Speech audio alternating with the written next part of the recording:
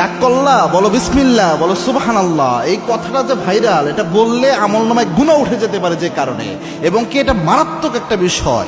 দুইটা বিষয় এখানে রয়েছে। আপনারা দেখছেন যে কিছুদিন পর পরই সোশ্যাল মিডিয়াতে একটা ট্রেন্ডিংয়ে আসে, এই কাঁচা বাদাম থেকে শুরু করে একটার পর একটা ওই কিরে মধু মধু এরকম জিনিস পোলাপান এটা ছড়ায়। তো এই যে একটা দেখলাম ভিডিওতে সোশ্যাল মিডিয়াতে, হাত দেখতেছে গণকের মতো, সে হাত দেখাচ্ছে আর এমন কথা বলতেছে যেটা জীবনে সকলের জীবনের সাথে মিলে যেতে পারে। আর দেখার পরে বলতেছে যে ঠিক কি না, ওই ছেলে বলতেছে ঠিক। কি রাগ করলা? কয় না। বলো বিসমিল্লাহ, বলো সুবহানাল্লাহ। এখানে প্রথম যে বিষয়টা হয়, রসুলের একটা হাদিস জানেন, আল্লাহর হাবিব সাল্লাল্লাহু আলাইহি ওয়াসাল্লাম জানিয়েছেন, আবু হুরায়রার বর্ণনা, মান আতা কাহিনান, কোন ব্যক্তি যদি গণকের কাছে যায়, গণকের কাছে যে হাত দেখায়, আল্লাহর হাবিব জানিয়েছেন যাওয়ার সাথে সাথে 40 দিনের আমল বাতিল হয়। আরেক বর্ণনা এসেছে, আল্লাহর হাবিব বলেছেন রসুলের উপর যা নাজিল হয়েছে সবকিছু অস্বীকার করার গুনাহ আল্লাহ আমলনামায় দিয়ে দেয়, সবকিছুর সাথে কুফরি করা হয়ে যায়। এক বর্ণনা এসেছে 40 দিনের আমল নামাজ শেষ।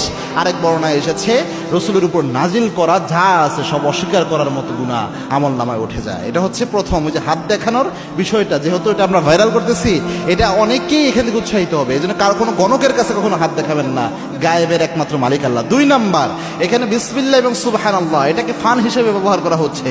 এই যে আপনি যে কোনো বন্ধুর সাথে দুষ্টামি করে, একটা ফাইজলামি করে বলে কি রাগ করলা, বল বিসমিল্লাহ, বল সুবহানাল্লাহ। এই যে বিসমিল্লাহ সুবহানাল্লাহ, এটা কিন্তু মারাত্মক একটা শব্দ। আল্লাহ রাব্বুল আলামিনের বরকতময় নাম বিসমিল্লাহ, সুবহানাল্লাহ, তাসবিহ আল্লাহ রাব্বুল আলামিনের বরকতময়, এগুলার অসংখ্য ফজিলত রাসূল সাল্লাল্লাহু আলাইহি ওয়াসাল্লাম হাদিসে বলে গিয়েছেন। তো এই বিষয়গুলা, এগুলা নিয়ে যদি আপনি ফাইজলামি করেন বা ফান করেন, এগুলা যদি আপনি আপনার স্বাভাবিকভাবে মজা করার জন্য ব্যবহার করেন, তো এটা তো মারাত্মক, এবং এই ক্ষেত্রে অসম্মানজনক হলে ঈমান নষ্ট হয়ে যেতে পারে। এই জন্য এই কাজটা যেন আমরা না করি। শুধু যদি বলা হতো এতটুকু কি রাগ করলা, এটা একটা আলাদা হিসাব হতো, কিন্তু পোলাপান দেখি বিসমিল্লাহ সুবহানাল্লাহ সহ এইভাবে বলতেছে। এজন্য একটু সাবধানতা অবলম্বন করা উচিত, যে বিসমিল্লাহ সুবহানাল্লাহ শব্দটুকু নিয়ে আমরা যেন ফাইজলামি না করি, যোগ না করি। এগুলো অনেক যুবক ভাই হয়তো আপনাদের কষ্ট লাগতে পারে, কি তোমরা রাগ করলা।